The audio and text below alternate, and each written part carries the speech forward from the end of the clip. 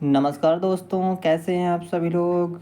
मैं सचिन आपके अपने यूट्यूब चैनल इंग्लिश वाला में आप सभी का स्वागत करता हूं। और दोस्तों, आज मैं आप लोगों के लिए लेके आया हूं सिनोनिम्स एंड एंटोनिम्स, जो कि बेहतरीन आपके सभी एग्ज़ाम्स के लिए, जो भी आने वाले एग्ज़ाम्स हैं, जैसे कि बीपीएससी हो गया, टीजीटी, पीजीटी या एमआरएस का जो भी एग्ज़ाम्स हैं, या इस प्रकार के जो भी कम्पिटिटिव एग्ज़ाम्स होने वाले हैं, उन सभी में जो भी सिनोनिम्स या एंटोनिम्स आते हैं, उन सब के लिए बहुत ही इम्पोर्टेंट है। सो इसलिए प्लीज़ आप लोग ध्यान से इसको पढ़िएगा, समझिएगा, और इसके बाद हम लोग प्रैक्टिस सेट भी लगाएंगे। ओके दोस्तों, तो आइए शुरू करते हैं। तो हम लोग आज पढ़ेंगे दोस्तों, जैसे कि शब्द है भावी पीढ़ी। तो भावी पीढ़ी को हम इंग्लिश में क्या बोलते हैं दोस्तों? भावी पीढ़ी को हम इंग्लिश में बोलते हैं पोस्टैरिटी। क्या बोलते हैं दोस्तों? पोस्टैरिटी, POSTERITY। ओके, पोस्टैरिटी जो कि एक नाउन है। क्या है? नाउन है। और पोस्टैरिटी का हम सिनोनिम्स जान लेते हैं क्या हो सकता है। तो पोस्टैरिटी का सिनोनिम्स हो सकता है ऑफ स्प्रिंग। क्या हो सकता है दोस्तों? Of spring, OFFSPRING। और क्या हो सकता है? पोस्टैरिटी का सिनोनिम्स हो सकता है सक्सेसर। क्या हो सकता है दोस्तों? Successor, SUCCESSORS। ओके, अब जान लेते हैं पोस्टैरिटी का एंटोनिम्स क्या हो सकता है। तो पोस्टैरिटी का एंटोनिम्स हो जाएगा प्रेडिसेशर। क्या हो सकता है दोस्तों? प्रेडिसेशर हो सकता है।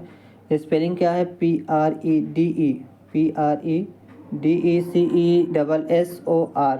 ओके, स्पेलिंग ध्यान दीजिएगा, स्पेलिंग भी आती है एग्ज़ाम में, इसलिए आप लोगों को स्पेलिंग पर भी ध्यान देना है। इसको लिख लिख के याद करिए। ओके दोस्तों, और एंसेस्टर हो सकता है। पोस्टैरिटी का एंटोनिम्स क्या हो सकता है? Ancestor, ANCESTOR। और क्या हो सकता है एंटोनिम्स? पेरेंट हो सकता है, PARENT। तो एंसेस्टर हो गया, पेरेंट हो गया, और प्रेडिसेसर हो गया। ये क्या हो जाएगा? एंटोनिम्स हो जाएगा पोस्टैरिटी का। पोस्टैरिटी मतलब आगे आने वाली पीढ़ी, और प्रेडिसेसर, एंसेस्टर, पेरेंट क्या होते हैं दोस्तों?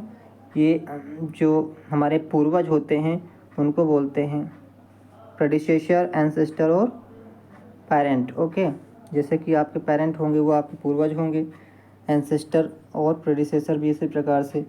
आइए अब जान लेते हैं दोस्तों, इसको हम सेंटेंस में कैसे यूज़ करेंगे। ओके, कैसे हम इसको वाक्य बनाएंगे। जैसे कि है आपका कि भावी पीढ़ी भगत सिंह के बलिदान को याद रखेगी। भावी पीढ़ी भगत सिंह के बलिदान को याद रखेगी। इसको हम कैसे बनाएंगे?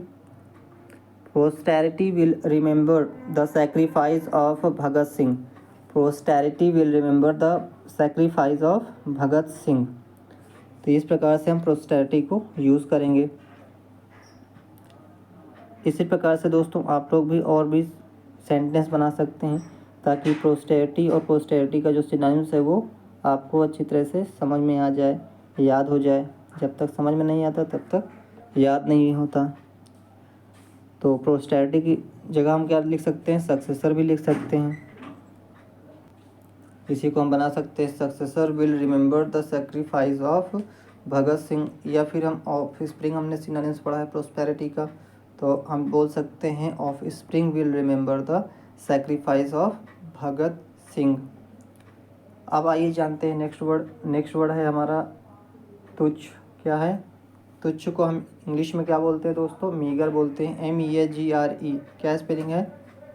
MEAGRE, जो कि एक एडजेक्टिव, और इसका सिनोनिम्स क्या हो जाएगा दोस्तों? मीगर का सिनोनिम्स हो जाएगा स्मॉल।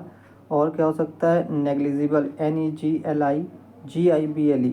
और क्या हो सकता है? मार्जिनल। मीगर का जो है सिनोनिम्स हो सकता है मार्जिनल, MARGINAL। ओके, तो ये हो गया सिनोनिम्स। अब जानते हैं दोस्तों मीगर का एंटोनिम्स। तो मीगर का एंटोनिम्स क्या हो सकता है? हाईएस्ट हो सकता है, ग्रेटेस्ट हो सकता है, और बिगेस्ट हो सकता है, BIGGEST।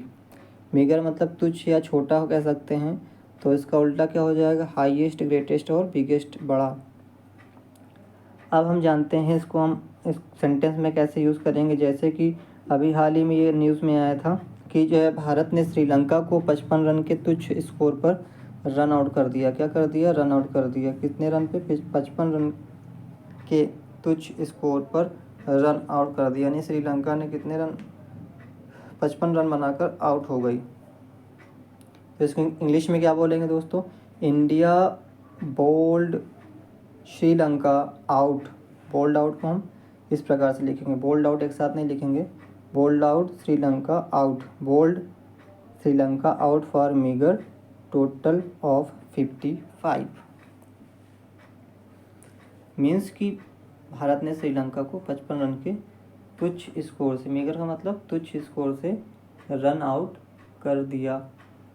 ओके, तो ये हमने दो वर्ड सीखे, एक मीगर सीखा और एक हमने प्रॉस्पेरिटी सीखा। ओके, तो अब और इसके अलावा जो है हमने जो इसके पहले जो वर्ड्स किए थे, इसके लास्ट जो वीडियो बनाई थी उसको एक बार हम फटाफट रिवाइज कर लेते हैं, ताकि अभी जो हम प्रैक्टिस सेट करेंगे उससे रिलेटेड भी कुछ जो है वर्ड उसमें हैं। तो इसलिए ध्यान से पढ़िएगा, ध्यान से देखिएगा। इसके पहले हमने वर्ड किया था दोस्तों दुश्मनी। दुश्मनी को क्या बोलते हैं?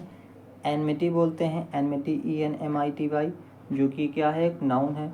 और इसका हमने सिनोनिम्स किया था एनमिटी का हॉस्टैलिटी। क्या किया था?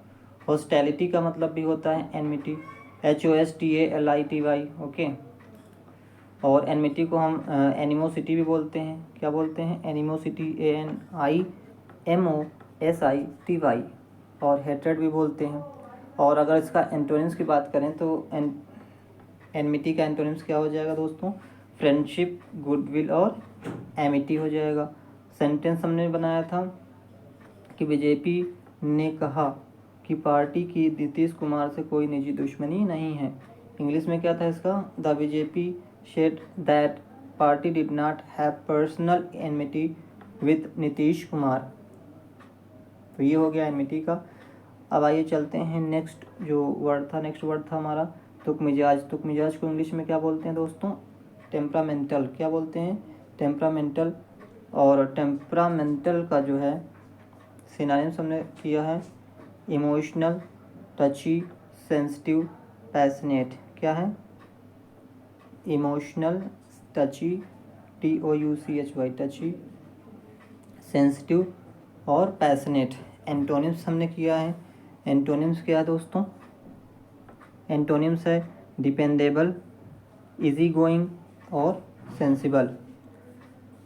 और सेंटेंस हमने क्या बनाया है? सेंटेंस बनाया है his girlfriend is temperamental. His girlfriend is temperamental. तो ये हो गया। ओके, अब चलते हैं हम प्रैक्टिस पे। जो हमने वर्ड अभी पढ़े हैं और जो रिवाइज़ किया है, इसी से रिलेटेड आपको सिनोनिम्स मिलेंगे।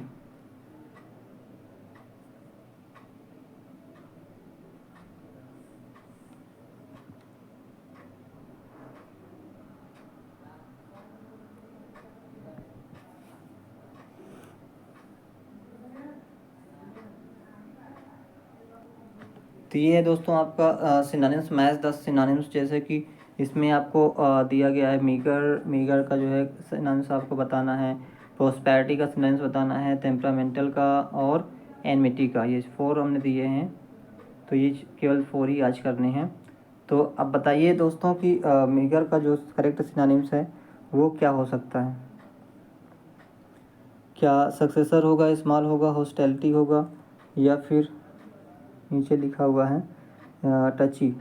तो इसका करेक्ट आंसर क्या होगा? मीगर का जो है करेक्ट सिनोनिम्स क्या हो जाएगा? हमने पढ़ा है तुच्छ, यानी कि इसका हो जाएगा स्मॉल, राइट। और प्रॉस्पेरिटी का क्या हो जाएगा दोस्तों? प्रॉस्पेरिटी मतलब भावी पीढ़ी, तो इसका क्या लगाएंगे हम? सक्सेसर लगा देंगे। आगे आने वाली जो पीढ़ी होती है उसको बोलते हैं सक्सेसर, प्रॉस्पेरिटी। और टेम्परामेंटल को हम क्या पढ़ते हैं? टेम्परामेंटल मतलब तुक मिजाज, तो इसका क्या हो जाएगा? हॉस्टैलिटी नहीं होगा, हॉस्टैलिटी नहीं होगा, ये क्या होगा? टची हो जाएगा, TOUCHY, राइट। और एनमिटी का क्या हो जाएगा दोस्तों? एनमिटी का हो जाएगा हॉस्टैलिटी। हॉस्टैलिटी का मतलब भी होता है दुश्मनी। ओके, तो ये हो गया आपका करेक्ट मैच। तो बस आज के लिए इतना ही दोस्तों, और आप लोग भी अपना स्कोर बताइएगा 4 में से कितने आपके सही हुए। मिलते हैं नेक्स्ट वीडियो में, और वीडियो को प्लीज़ लाइक करें, शेयर और सब्सक्राइब करें, और बेल आइकन प्रेस कर दें, ताकि इस प्रकार की जो है सिनोनिम्स, एंटोनिम्स, इम्पोर्टेंट जो भी एग्ज़ाम आने वाले हैं उन सब में आने वाले जो भी वोकैब्स हैं वो आपको मिल सके। Okay. Okay, thank you so much for watching this video. Have a nice day. Take care. Bye bye.